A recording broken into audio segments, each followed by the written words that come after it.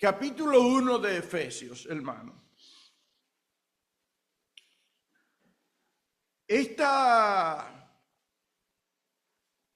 pasaje de la palabra para mí es conmovedor, porque me revela lo que yo soy para Dios y lo que Dios ha hecho en mí. Y ustedes van a estar de acuerdo conmigo. Efesios capítulo 1.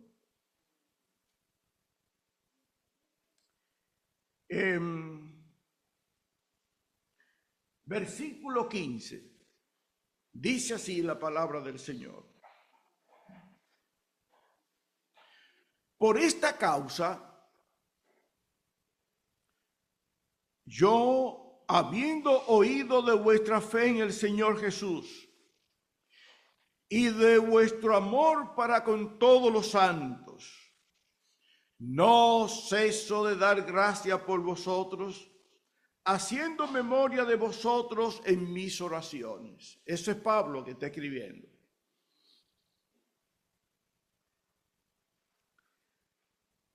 Propósito de la oración. Para que el Dios de nuestro Señor Jesucristo, el Padre de gloria, os dé espíritu de sabiduría y revelación en el conocimiento de Él, que es algo que debe ser continuo en nuestras vidas, crecer en el conocimiento de Dios y en el conocimiento del Señor Jesús y en el conocimiento de su palabra. Es algo continuo que debe ser en nuestras vidas. Alumbrando los ojos de vuestro entendimiento, para que sepáis cuál es la esperanza a que Él os ha llamado y cuáles las riquezas de la gloria de su herencia en los santos. Es algo maravilloso realmente. Y aquí este es el pensamiento que yo espero dejar con ustedes en esta mañana. Observen bien. ¿Y cuál la supereminente grandeza de su poder para con nosotros? El poder de Dios actuando en usted y en mí. ¿Y cuál la supereminente grandeza de su poder para con nosotros, los que creemos, según la operación del poder de su fuerza? Observen bien eso, hermano, porque esto es tremendo. Usted como hijo de Dios no es cualquier cosa. Usted es un milagro. Amén. Un milagro de Dios como creyente. Versículo 20. La cual operó en Cristo, observen bien, resucitándole de los muertos. Ya el apóstol soltó a los hermanos. La razón por la cual oraba ya lo había dicho. Y ya dijo lo que se había operado. Ahora soltó a los hermanos y siguió conectado con Cristo. Entonces sigue diciendo. La cual operó en Cristo. ¿Qué operó en Cristo? La supreeminente grandeza, el poder del Señor que operó en Cristo, resucitándole de los muertos y sentándole a su diestra en los lugares celestiales. Él está enfocado ahora en Cristo, lo que pasó con Cristo. Sobre todo principado y autoridad y poder y señorío y sobre todo nombre que se nombra, no solo en este siglo, sino también en el venidero. Y sometió todas las cosas bajo sus pies y lo dio por cabeza sobre todas las cosas a la iglesia, porque somos algo especial para Dios, la cual es su cuerpo, la plenitud de aquel que todo lo llena en todo. Bueno, el Señor bendiga este pasaje de su palabra leído en nuestros corazones. Yo sé que será algo maravilloso para usted, como lo ha sido para mí, este pasaje de la palabra de Dios.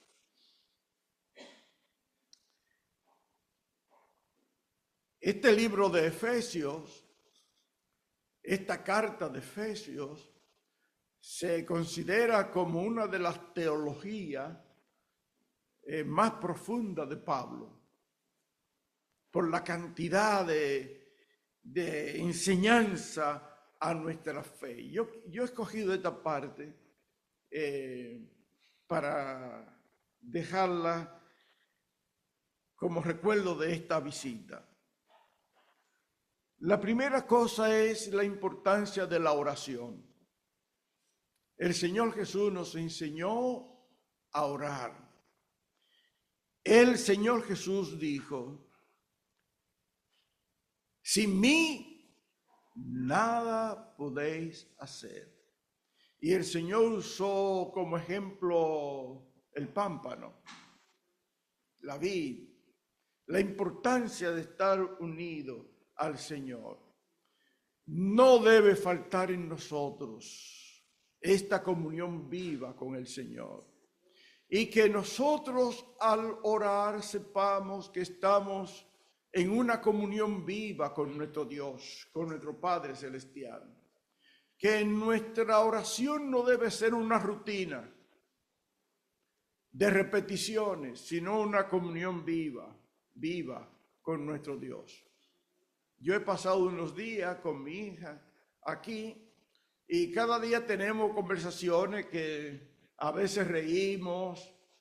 Qué bueno que no hemos llegado a tener que llorar, pero tenemos una conversación fluida de proyecto, qué vamos a hacer hoy, qué esto, pero no estamos todo el tiempo diciendo lo mismo. Entonces mi comunión con Dios debe ser igual, viva, fresca. Y dentro de mi comunión con el Señor, que hay tanto primero para adorarle, luego para darle gracias por tantas cosas que recibimos de Él y lo que Él representa, etc. Y entonces orar los unos por los otros. Orar. Usted tiene hermanos a quien el Señor le ha ligado. Y orar por los que están enfermos, orar por los que están trabajando en la grey del Señor, orar por los que están en la administración de las cosas, en el lugar donde el Señor nos ha permitido desarrollar. En fin, hay tanto motivo para estar en la presencia del Señor que no hay necesidad de estar en vanas repeticiones siempre. Ni tampoco tener una oración monótona. Algunos que oran acostados y se quedan dormidos allí.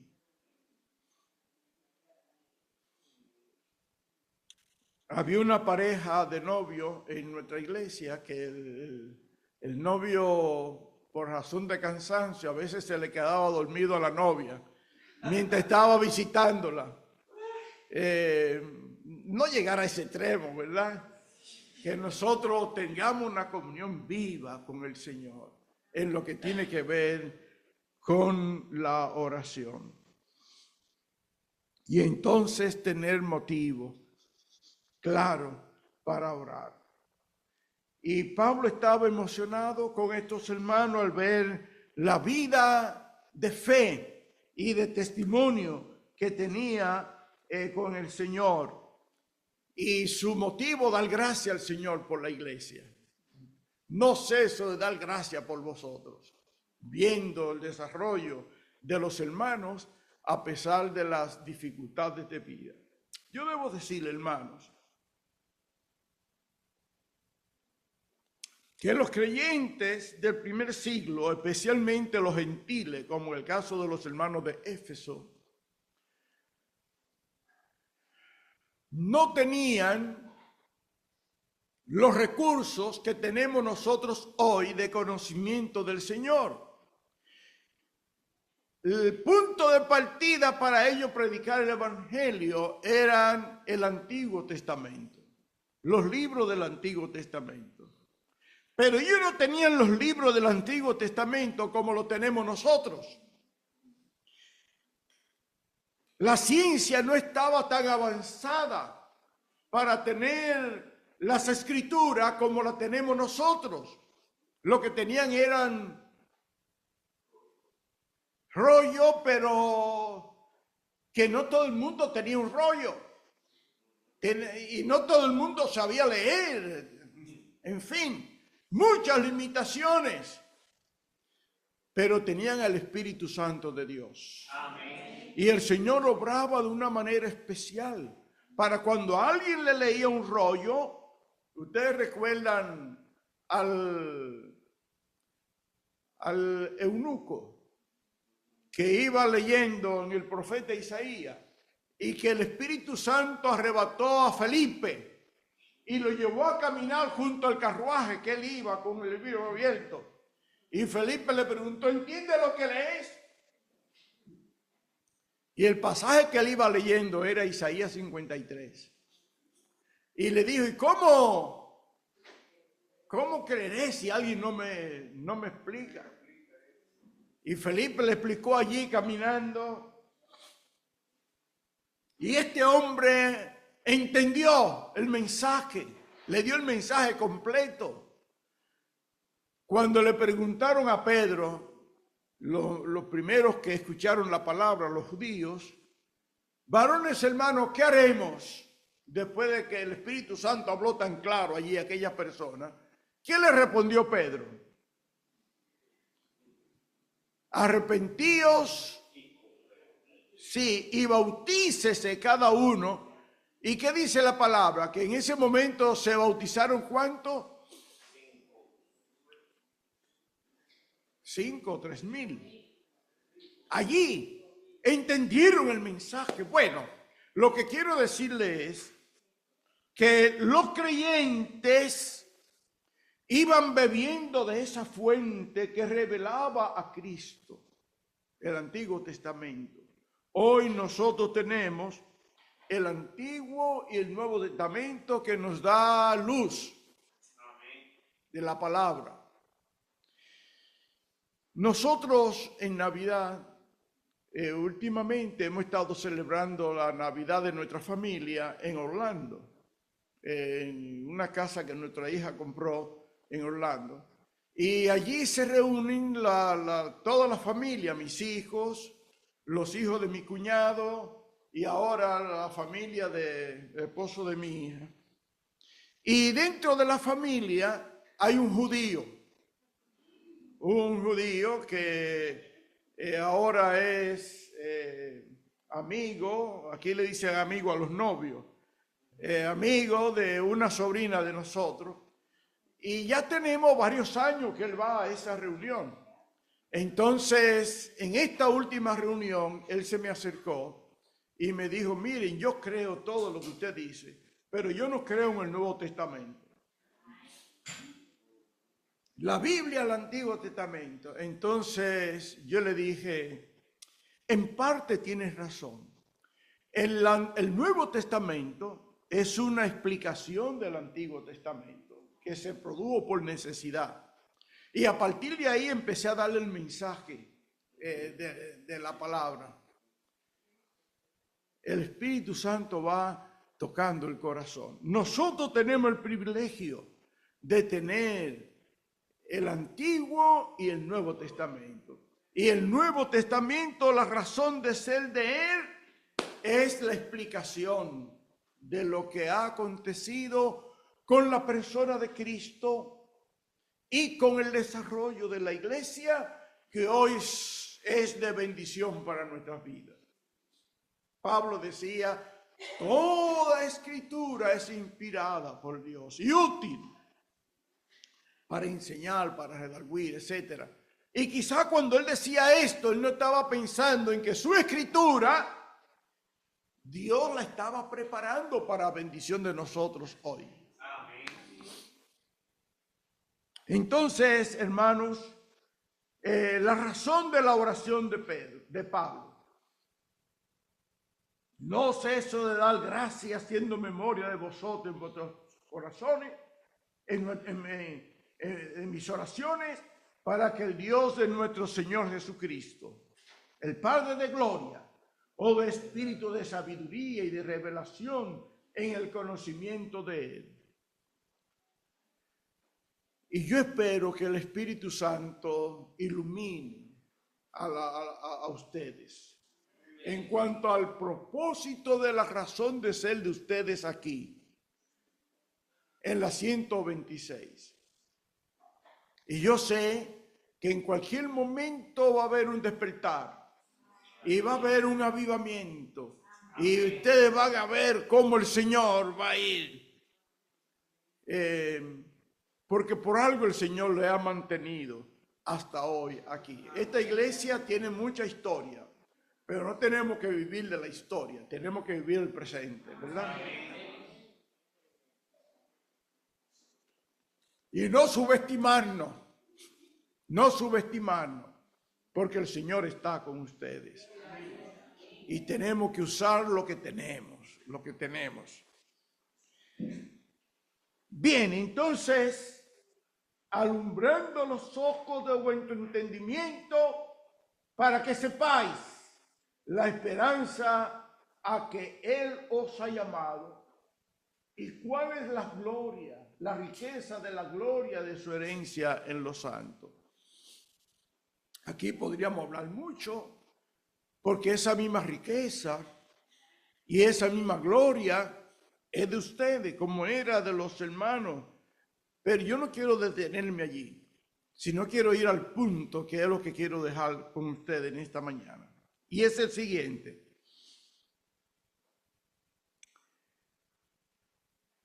Versículo 19. Y quiero que subrayen esto. ¿Y cuál la supereminente grandeza de su poder para con nosotros los que creemos, la cual operó en Cristo, la cual operó según la operación del poder de su fuerza, la cual operó en Cristo, resucitándole de los muertos? Hermanos, la palabra de Dios nos dice, el Señor Jesús le dijo a Nicodemo: el que no naciere de nuevo no puede ver el reino de Dios. Y Pablo, viendo la operación del poder del Espíritu Santo en la persona que creían en el Señor, y el mismo Pedro también, Pablo dijo: de modo que si alguno está en Cristo, nueva criatura. Miren, es algo tremendo esto. La transformación, el cambio de una vida. Amén. Hermano, usted sabe lo que es, por ejemplo, un drogadicto, que es lo peor que un ser humano puede llegar. Ser transformado. ¿Y cuántos drogadictos yo no he visto transformados?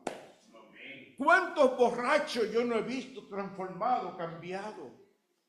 ¿Cuántos hombres de todo lo que usted puede imaginar, perverso, adúltero, fornicario, corrupto en todo el sentido de la palabra, verlo transformado,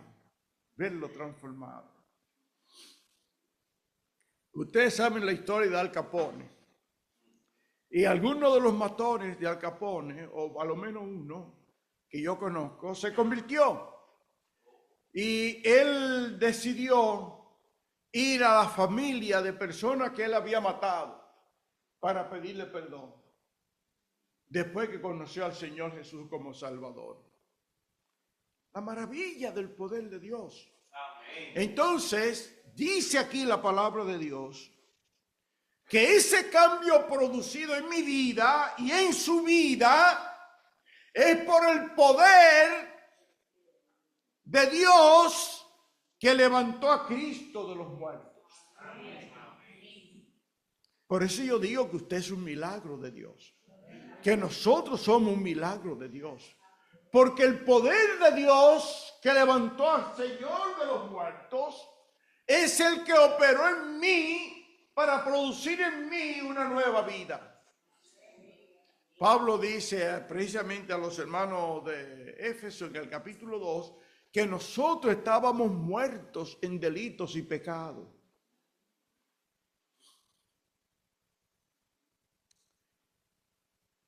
Cuando yo conocí al Señor, siendo un niño, entrando a la adolescencia, conocí una hermana española, muy destacada en la iglesia, madre de una familia, y ella murió.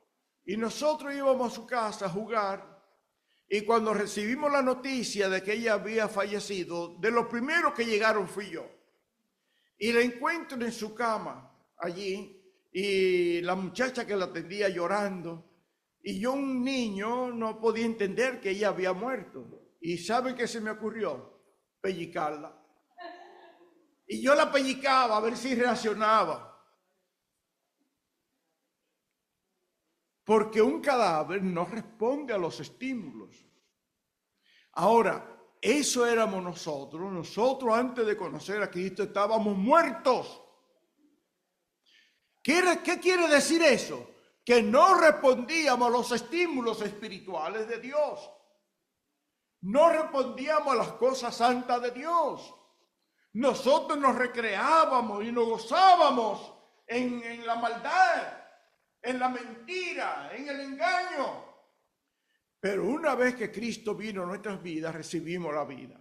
Amén. Y entonces empezamos a repudiar las cosas, a rechazar las cosas. De hecho, hasta la fecha, lo que tenemos a Cristo, nos sentimos mal cuando por nuestra condición humana de la carne le fallamos al Señor. Pero eso es porque tenemos vida. Antes era un placer y contábamos la historia de cosas malas que hacíamos, pero ahora es un dolor cuando fallamos. ¿Por qué? Porque tenemos la vida de Cristo. Amén. Tenemos la vida espiritual. ¡Qué maravilla! Y eso es por el poder de Dios que ha operado en mi vida. Y ese poder de Dios me ha llevado a ocupar un lugar especial. Pablo se detuvo en Cristo y empezó a hablar de lo que está en el Señor. Pero yo quiero ahora detenerme aquí para que nosotros pensemos en lo que somos para Dios. Más a todos los que le recibieron, a los que creen en su nombre, le dio potestad de ser hechos. Eso es usted. Ahora ese es usted. En un lugar muy especial, hijo de Dios. Usted sabe lo que es ser hijo de Dios. Pablo dice, escribiendo a los hermanos de Romanos, que nosotros somos herederos. Los hijos son herederos de los bienes de los padres. Usted como hijo de Dios es heredero de los bienes de Dios. Y Pablo dice, heredero de Dios y coheredero con Cristo como hijo de Dios. Oh, qué gran bendición. La de haber recibido al Señor. La de haber sido tocado por el Señor. Y entonces el Señor no quiso dejarnos en la incertidumbre. Él dijo, no os dejaré huérfanos. El Espíritu Santo que está en nosotros nos da testimonio de que somos de Dios, de que somos de Él. Hermano, el poder de Dios ha operado en su vida. Por eso usted es un milagro de Dios, transformándole, cambiándole y ahora dándole el privilegio de ser un instrumento en sus manos para bendición de otros. No deje que eso se detenga. No se subestime subestime, no se sienta milanado, empequeñecido. Usted es un hijo, una hija de Dios. Viva con libertad la vida que Dios le ha dado y testifiquen con gozo que Cristo le ha salvado. El enemigo no estará tranquilo, estará diciéndole: tú no puedes, tú eres esto, tú eres aquello, porque él es un acusador. Pero recuerden lo que hemos aprendido durante el culto de adoración en esta mañana, que nosotros estamos aquí porque el Señor nos ha perdonado, nos ha limpiado. Vivamos esa vida de gozo y de perdón en el Señor. Que Dios nos bendiga.